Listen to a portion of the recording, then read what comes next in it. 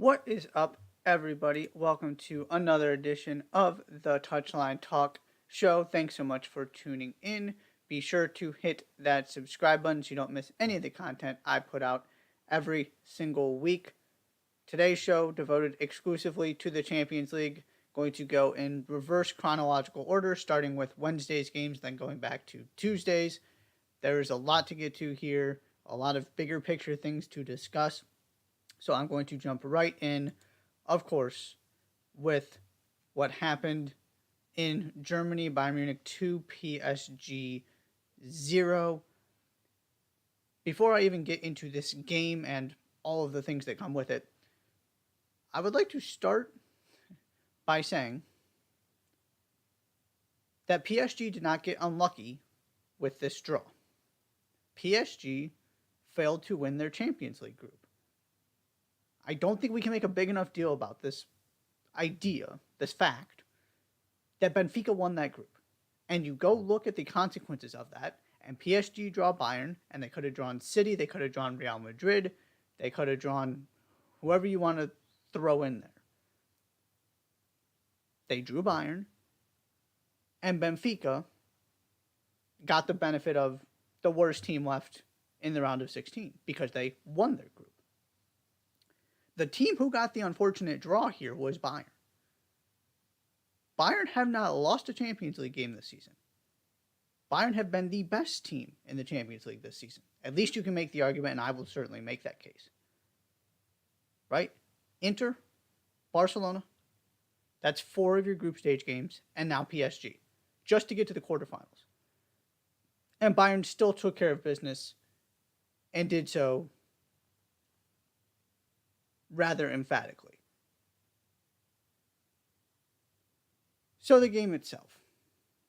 You didn't see the same pressing from Bayern the way that they did in the first leg, which was a lot of what I talked about after that game, was the idea that PSG just couldn't get the ball up the field, couldn't get it to the attacking players. And they still had that issue for different reasons in this game. It had to do a lot more with clogging the midfield. But Bayern, didn't threaten all that much in the first half. Because you have that goal from the first leg, you can play more conservatively and make PSG come and beat you. Which PSG nearly did. You get the press going. Don't know exactly what Jan Sommer was doing, but you poke the ball off him. It ends up at Vitinha's feet. And yeah, he's got to do better. That was also a terrific play by Matthias de Ligt.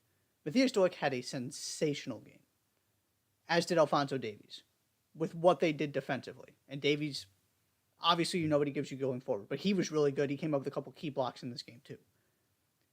That was the opportunity to really turn this thing around. You score that goal, it's a brand new game. You've got some confidence. Bayern haven't looked like they're going to give you that much trouble. Instead, de Ligt gets to celebrate that terrific play. You have to continue to press and feel that pressure. Bayern then soak up pressure, and eventually, one of the few moments you did see the high press work. Verratti gets caught on the ball. There's your goal. Get a second one late. And that's that. Really, where PSG lost this is that first leg. Not being able to get that goal. And you could argue also the Vitinha chance. They created these opportunities and they didn't take any of them, which allowed this to be played on Bayern's terms. And I don't care who you are, in that stadium against that team, you're going to have a really difficult job turning that around when you can't play the game on your terms. You needed to score that first goal. That's the penalty you pay for not winning your home leg. And so, yeah, you can talk about the injuries. Okay, is it a different game if Mbappe plays the first leg from start to finish at full health? Maybe. He turned the game around when he came in. It didn't ultimately lead to anything because they didn't score. And he was nowhere near as good in this leg. And yes, of course, you've lost now lost Neymar for the season. Neymar's not changing this game.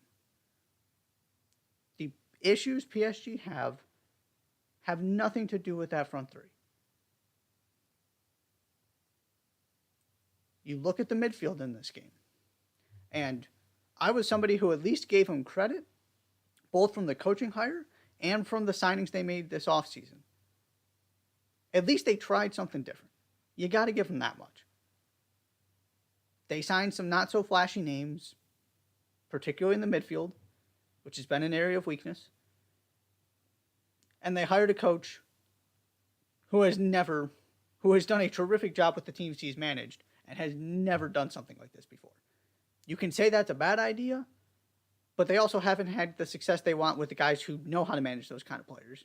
They fired them too, so why not try something different instead of just banging your head against the wall trying the same thing over and over, because it's not going to work.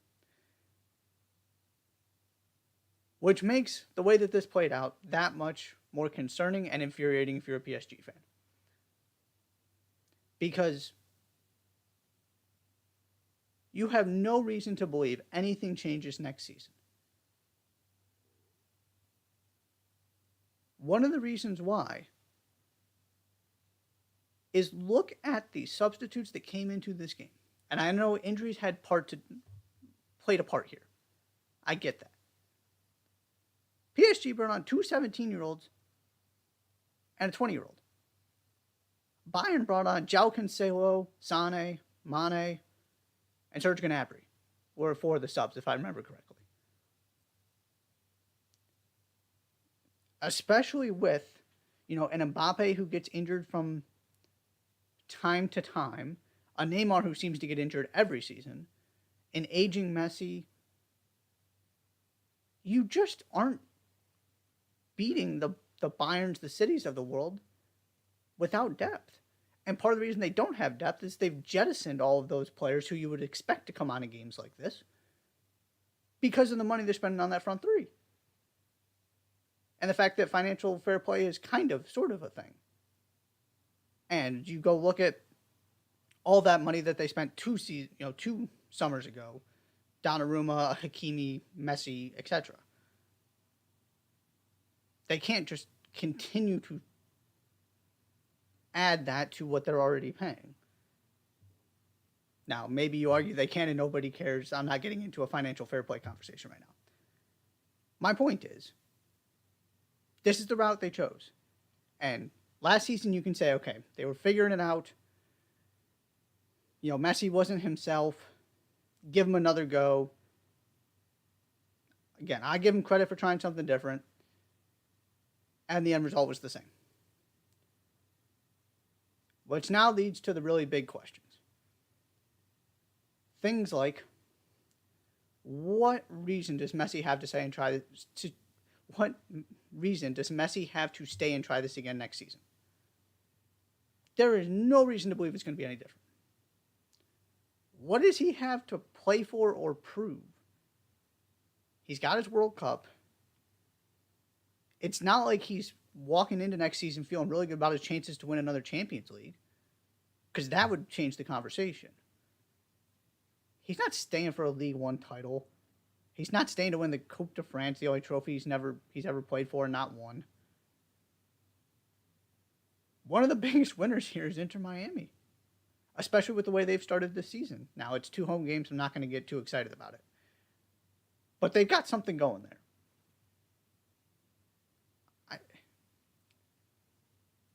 I just don't... I don't know how, if you're Messi, you can rationalize running this back again. Unless you just want to keep playing at the highest level. And Barcelona doesn't have the money, which is very possible. That's the only way that I can look at this and say that makes sense as to why he stays. But you are not staying for any kind of competitive reason.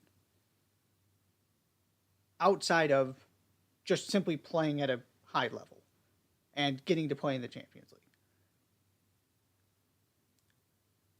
League. And do you want to continue to deal with the Neymar drama? Do you want to continue to be on Kylian Mbappe's team?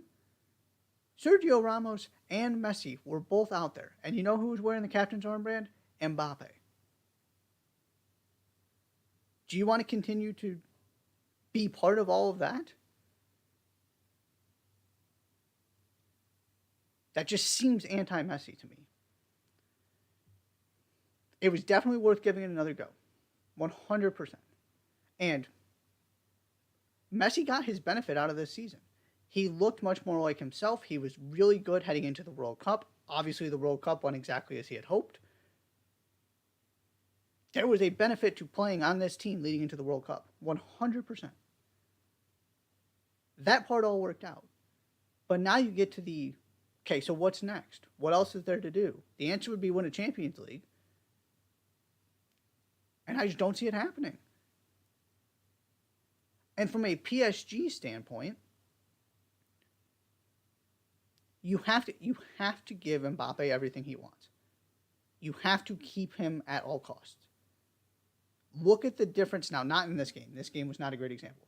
But just over the past month or so, the difference between when he's on the field and when he's not. He is not just that good, he is that valuable and that important. So you've got to lock that money up. But other than that, you've got to find ways to spend to improve the rest of this roster, particularly in the midfield. Because you look at the other top teams in the world, and where is your difference-making midfielder? Is that supposed to be Verratti? You don't have a Musiala. You don't have a De Bruyne, a Rodri. You don't have, Kroos, Modric. Trying to think of other. You don't have the Odegaard Party duo if you want to throw Arsenal in there. You don't have what Napoli's midfield is producing. You don't have that guy.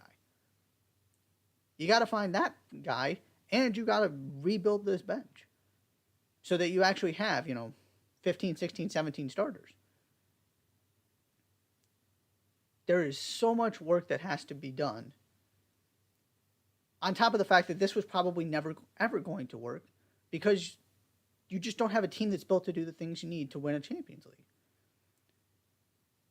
And then the other part of this is Neymar. If Chelsea are actually interested in paying any kind of real money for Neymar's services, you have got to make that happen as quickly as you possibly can. Don't haggle over an extra $5 million. Get that done. One, because if Chelsea's willing to spend the money, they're probably actually going to give you good value.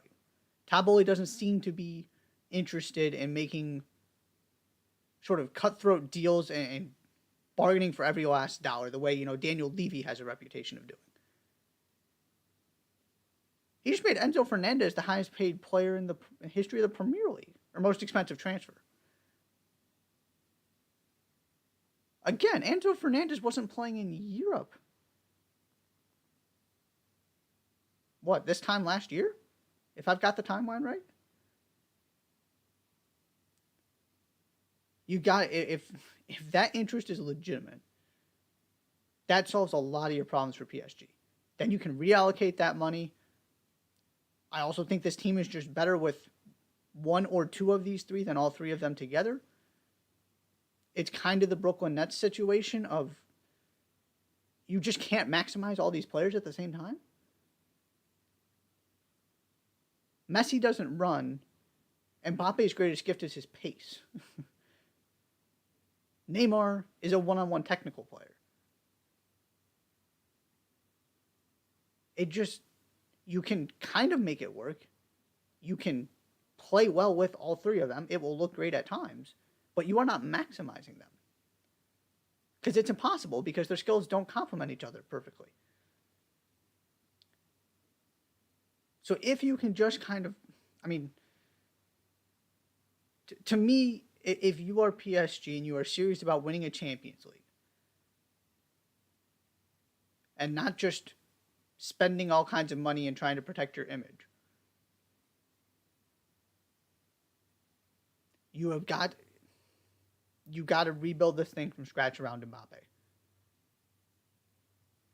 You got to go find a new midfield. You got to somehow dismantle this front three. Hopefully Messi just kind of helps you do that. And it's not that they're necessarily better off without Messi. The one that I think they'd be better off without is Neymar. But you might just not be able to get rid of Neymar. Messi might just be ready to move on. And at least you get that salary off the books and you can go do some other things with it. But ultimately, that's kind of where I'm at with this. You're doing the same thing over and over again. It wasn't working.